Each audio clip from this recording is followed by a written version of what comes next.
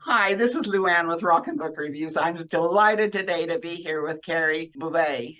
Uh, she is an amazing writer, and I'm so excited to get more acquainted with you, Kari.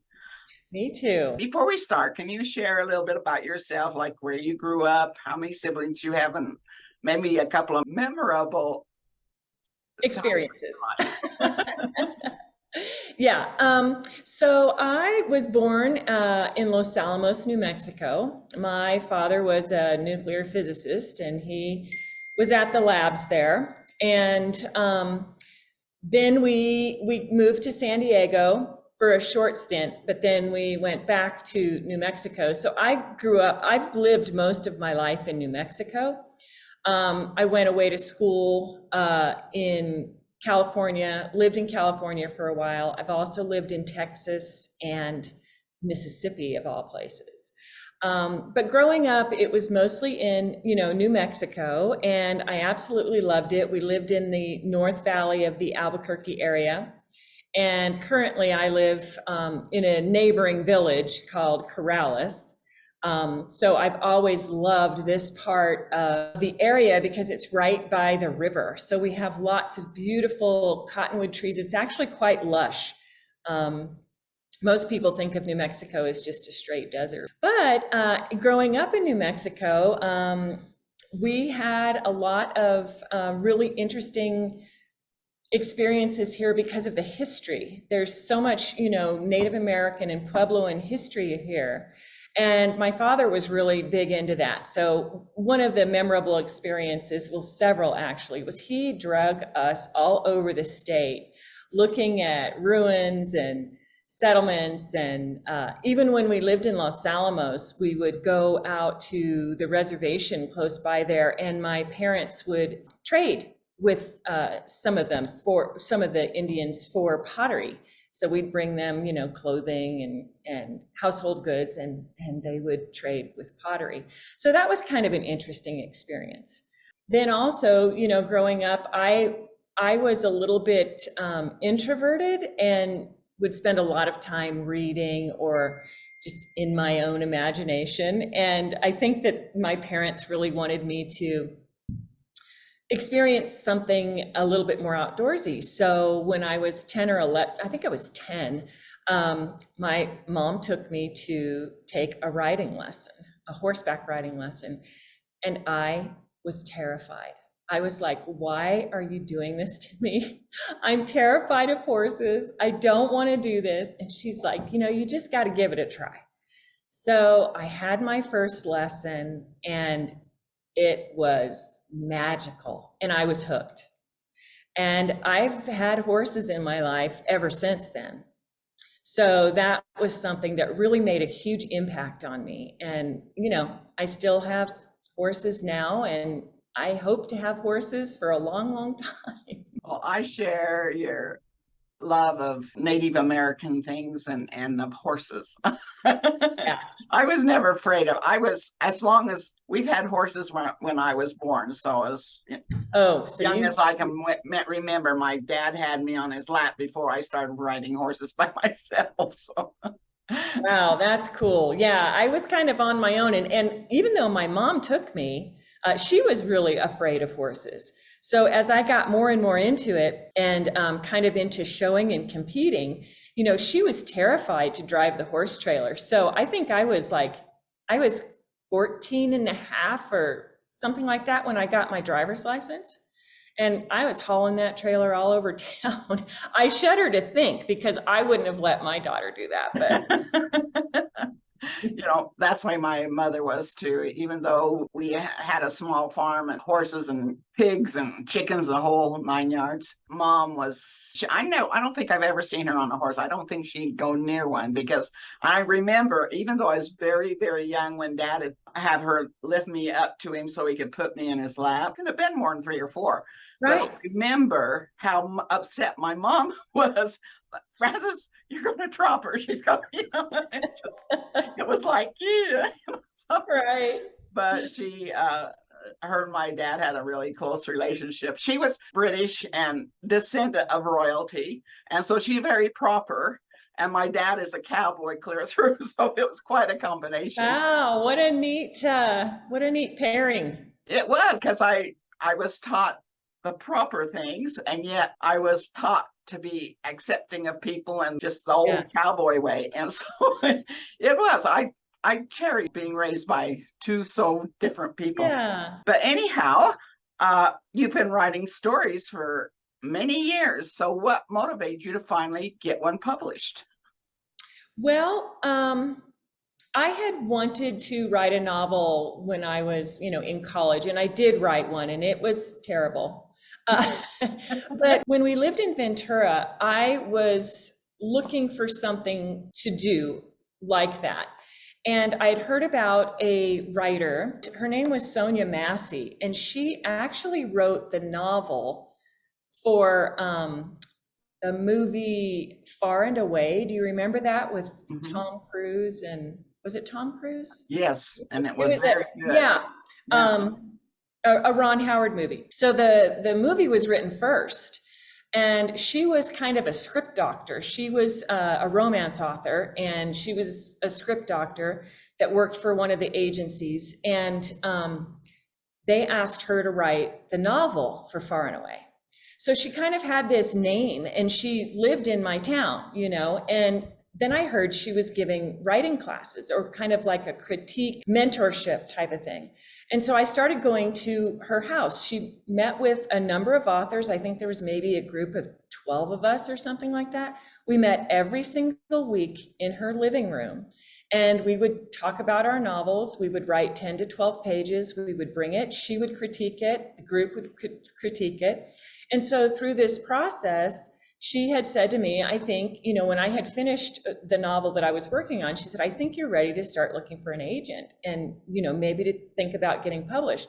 So she really pushed me to do that, and so that's kind of when I started that whole process long ago. Got an agent. Opportunity. Yeah. Oh, I mean, it was such a great experience. And there was such a wide range of novels in the group. I mean, we had people writing like ancient historical novels, and everything up to the, contemporary mystery type of thing. So it was really good, and she was very skilled, and it was just a great learning experience. Marvelous. Okay, and what advice would you give others who are looking to publish a book and to go in the process of publishing it? Well, there's several ways to go about it. There's the more traditional way, and that is finding an agent who will then find a publisher for you. That sounds very easy. It is not. And I think, I've had a couple of agents, and it was a tough process to get them. Lots of submission, lots of queries, being willing to change things, in your books. And it's gotten more and more difficult along the way. And now I publish on my own. I have my own imprint, and I publish on my own. That's another way to go about it, but you really shouldn't go into that without knowing all the kind of ins and outs of what that involves. Hiring a professional cover designer, I think, is extremely important. Having an editor is extremely important. Learning about formatting, learning about all of the things that need to go into publishing. And then there's the whole marketing side of it. So it is a profession, vocation, whatever you want to call it, that it's a lot of work. But if you're passionate about it and you have stories that you really feel need to be shared, then I think it's so worthwhile. I mean, it's enriched my life so much. The people that I've met, the other authors that I've met, it's really been enriching. So I would say, if you want to get published, do your homework and don't give up, Hey, there's so many people out there on the internet, editors and so forth. How do you really know how to choose a good editor or publicist or whatever? I got involved with a lot of author groups and word of mouth kind of thing. I think that that's super important. And then, of course, whenever you find, one person or a handful of people, you need to send samples of your work and then ask them, they'll usually give you like a 10-page critique. And then if you like their style, if you like the way that they've edited your work, then that's probably the best way to do it. You might need to interview several in that way or send samples to several. But I think it's really important to have that connection with your editor, because it really is kind of like, you're turning over your most precious item and you want the feedback, even though the feedback isn't always what you want to hear. Right. But so you have to have kind of that give and take where you can say to your editor, I'm not sure I agree with this. Can you please tell me what made you say that or why you feel that way? And so I think it's very important to establish a good rapport. That's great. Okay. You have written how many books and series? Well, I've only actually written 2 series. I've written the Annie Oakley series, and there's 4 books in that series. And then I've written another series called the Grace Michelle Mystery Series. There's 4 books in that series. And then I have a standalone, which is a Southwestern mystery, kind of an homage to New Mexico. Okay, so that's not a series. It's okay. It could be. I haven't pursued that. I have outlines for 2 additional books to that. But I really wanted to focus on the other 2 series. And right now I'm getting ready to, I'm writing a new series. Okay. So a new mystery series. So I've got, and I don't think I'm done with the Annie Oakley series, and I don't think I'm done with the Grace Michelle series. And as I've said, I don't think I'm done with the, the other series, the other, potential series, but it's just a matter of time and energy. I can understand that. Okay. After watching PBS American Experience show highlighting the life of Annie Oakley, the hardships and her perseverance inspired you to write her series.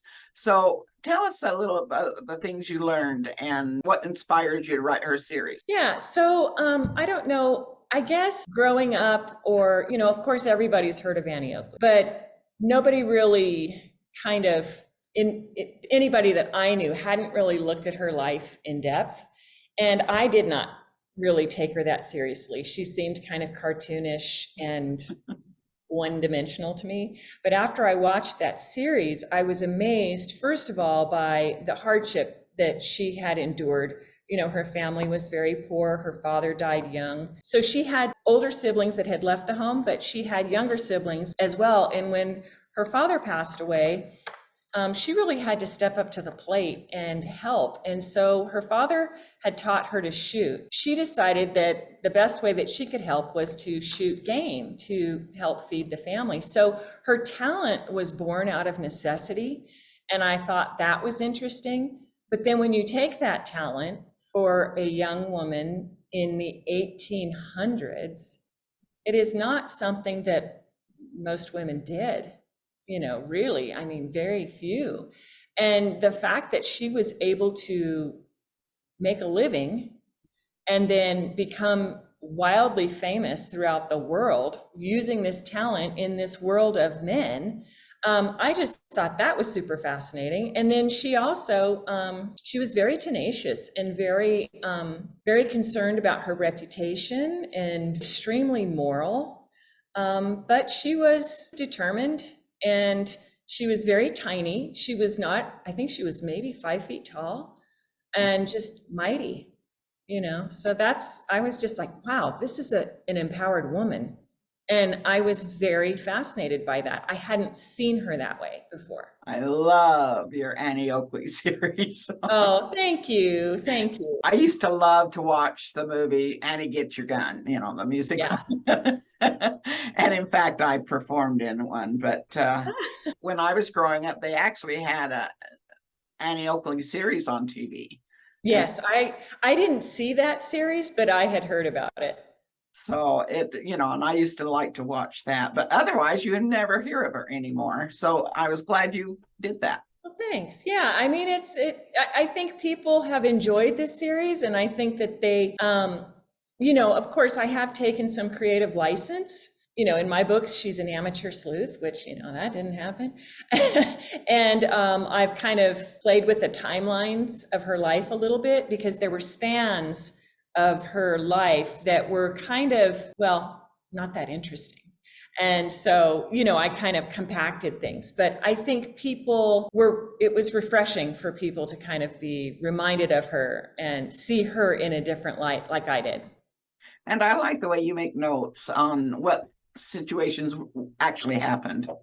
Yeah. And I don't know if you remember the Vegas series. I can't think of it. Was But it a anyhow, mystery it was series? pardon? Was it a mystery series? Yeah. I think so. But anyhow, I actually knew a man that worked for the guy they made the series from. And like you said, the PI's business is kind of dull most of the time. So they kind of put his whole lifetime in a few years. So Yeah. yeah, kind of have to do that to keep interest.